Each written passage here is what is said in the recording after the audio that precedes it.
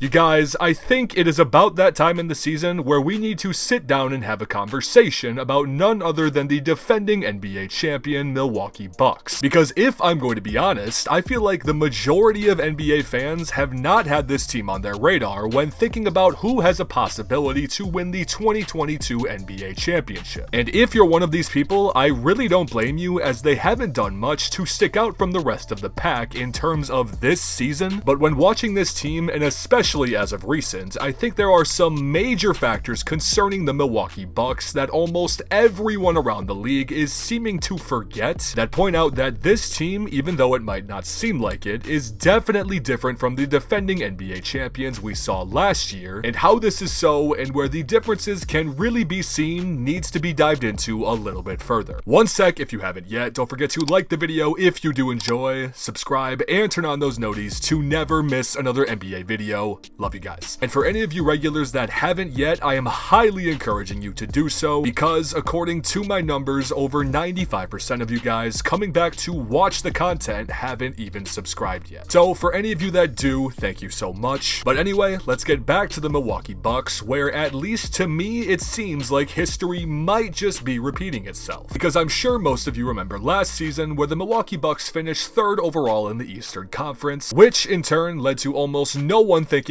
anything of them in the postseason, and in fact, a fair amount of people had them being eliminated in the first round. But then, you guys know what happens next. Long story short, they go on their run and obtain the 2021 NBA championship. And why I think history might be repeating itself is not only due to the fact that we see the Milwaukee Bucks right now in almost the same situation they were last year, as they sit at a 40-25 overall record, which again is nothing crazy, and sitting at 3rd overall in the Eastern Conference. But with the formula used to win their previous championship, it seems like they have only amplified this strategy to the next level this season, and let me explain why. Because when looking at all prior NBA champions, it really seems there is a two-way path split right down the middle in terms of what avenue a team will take to win a ring. And these two paths are either having enough star power to carry you to winning that championship, or having slightly less star power but having a strong rotation full of role players that can get the job done. And the Milwaukee Bucks prior to last season were a prime example of the strategy on the right. As some of you might remember, just 2 to 3 years ago, they only had star power in both Giannis and Khris Middleton, who were then backed up by a very deep rotation and bench, but as we know, it did not yield the outcome they were expecting, as they lost in the conference finals to the Raptors in 2019, followed up by a loss in the semifinals to the Heat in 2020. And then, I think it's pretty clear that the front office made a complete switch of their strategy in just one off season, which it came as no surprise that the Bucks finally win their first championship in the Giannis era after trading for possibly the most underrated point guard in the league in Jrue Holiday. But some of you might ask, what does any of this have to do with this season? While even though their record might not say it, I am telling you right now that the three-headed monster in Milwaukee is even better this season than they were last. And to start this conversation, we gotta talk about the man that has been the most impressive out of any of them, and that is Jrue Holiday. As with it being clear as day that his connection and chemistry playing alongside Giannis and Khris is only getting better as the days go on, his numbers this season also show some solid improvement when comparing this year to the previous one, and especially in the shooting category, as he has become arguably one of the best three-point shooters in the NBA this season. And if most of you remember, one of the biggest reasons the Bucks actually pulled the trigger on the Jrue Holiday trade is because they needed somebody else with the clutch gene. And with what Jrue did last year, and even with what he is doing this season, he is only continuing to prove that as time goes on. But the biggest area of improvement for Jrue Holiday this season has undoubtedly been his offensive creativity. As in fact, if you didn't know, if we take a look at some of the most efficient one-on-one scorers in the entire NBA this season, Jrue Holiday ranks 2nd out of all players in the NBA, only sitting behind Nikola Jokic by just a couple percents. I mean, I think most people knew what Jrue was capable of, but so far this season, he has only shown that he has taken another step in his game. But next up, if we want to talk about the leader in the group in Giannis Antetokounmpo, aside from the fact that he is on pace to have the most efficient season in NBA history, right alongside Nikola Jokic in the process, his numbers this season have of course also increased when you are comparing them to the 2021 campaign. I mean, we really shouldn't even be surprised, as he has seemingly improved upon every season he has been in the league. But still, you can never go wrong in reassuring everyone that yes, Giannis is still getting better. But lastly, we need to talk about the third head of the monster in Khris Middleton, who I will say, at least numbers-wise, has not shown any improvement this season. In fact, he has actually gone down in some of his more crucial statistical categories. But you guys know, as with every video, we mention it time and time again, that numbers are not everything. Because with what the Bucks have seen out of Khris, there is absolutely no reason to panic, no reason to worry, and think that he can't do in the upcoming postseason what he did last year. Because for anyone who didn't know this, for a player like Khris Middleton, who hasn't fluently been given the label as a star in this league by the majority of NBA fans, his numbers while on the big stage last season seemingly increased by a pretty substantial margin. Now, when looking at this graphic, I know it might not seem like anything crazy, but to think about getting a productivity increase like this from your second star on the team that had never been to this stage before, it really makes you think, at least in my opinion, that there is no reason Khris Middleton is not going to be able to do this again when he is called upon. Which actually leads right into the overlying factor that I have been trying to emphasize in this entire video, which could ultimately be the biggest factor depending on who you are going up against, and this is as simple as experience. Like, just for a second, let's throw all the numbers, rotational changes to this team, and possible opponents out the window, and just think about how much more confidence is ensued into a team and even your ideology about them just because you have seen them get here and do it before. I don't know, you guys, I could sit here and continue to talk about the Bucks' overall rotation, some of their role players, and some of the flaws that have definitely been seen within this team so far, but when I really sit back and think about the idea of this retained big three making another run at it together over the next 2 to 3 seasons, I really don't see a way how this team doesn't continue to get that much better as the years go on. But with everything that I have said, again, this is just my opinion on what I have seen from the Bucks thus far. So with this, which is my favorite part of every single video, I want to hear what you guys have to say. So please let me know in the comments what you think about the Milwaukee Bucks so far this season, and on top of that, who are your favorites to make it to the NBA Finals, both out of the Eastern and the Western Conference. Also, you guys, again, if you haven't yet, don't forget to go down below and leave a like on the video if you did enjoy, and of course, subscribe while you're down there. Brand new NBA videos every single week around here, you guys. Believe me when I say it, you do not want to miss out. But on that note, I just wanted to say thank you so much to each and every one of you for watching. I appreciate you all more than anything. You all know this, and I will see you guys in the next video.